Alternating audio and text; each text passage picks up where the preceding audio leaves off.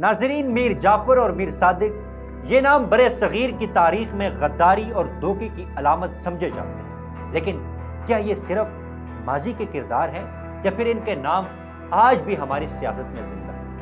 آئیے اس تاریخی داستان کو سمجھتے ہیں اور دیکھتے ہیں کہ یہ القابات آج کے پاکستان میں کیسے استعمال ہوتے ہیں۔ ناظرین، 1757 کی جنگ پلاسی اور 1799 کی جنگ یہ وہ اہم مواقع تھے جہاں میر جعفر اور میر صادق نے اپنی ذاتی مفادات کے لیے دھوکہ دیا۔ جنگ پلاسی میں میر جعفر نے نواب سراج الدولہ کے ساتھ غداری کی، جس سے برطانوی راج کی بنیاد رکھی گئی۔ دوسری طرف میر صادق نے ٹیپو سلطان کو دھوکہ دے کر انگریزوں کو کامیابی دلائی، اس لیے انہیں تاریخ میں یاد رکھا جاتا ہے۔ نواب سراج الدولہ کے سب سے قابل اعتماد میر جعفر تھے، جو ان کی فوج کے سربراہ بھی تھے، لیکن جب انگریزوں نے بنگال کی حکمرانی دینے کا وعدہ کر کے ان سے خفیہ معاہدہ کر لیا تو نتیجہ جنگ پلاسی میں نواب سراج الدولہ کی شکست کی صورت میں نکلا۔ میر جعفر کو بنگال کا حاکم بنایا گیا، لیکن وہ عملاً ایسٹ انڈیا کمپنی کے غلام بن کر رہ گئے۔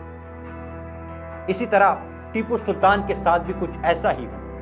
میر صادق، جو ان کے دربار کے صدر اعظم بھی تھے، انہوں نے انگریزوں کی مدد کی اور ٹیپو سلطان کے قلعے کی حفاظت کمزور کر دی۔ نتیجہ یہ نکلا کہ ٹیپو سلطان جنگ میں شہید ہو گئے اور انگریزوں نے میسور پر قبضہ کیا۔ یوں دونوں نے اپنے حاکموں کے ساتھ غداری کی۔ آج بھی پاکستان کی سیاست میں یہ القابات زندہ ہے۔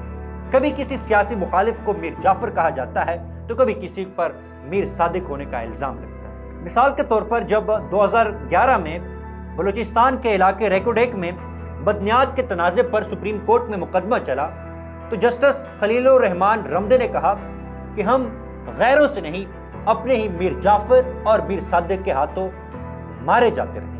سپریم کورٹ میں بھی میر جعفر اور میر صادق کے بازگشت سنائی دیتی ہے۔ اسی طرح حالیہ برسوں میں مختلف سیاستدانوں نے ایک دوسرے پر ان القابات کا استعمال کیا۔ عمران خان نے وزیر اعظم شہباز شریف کو میر جعفر کہا۔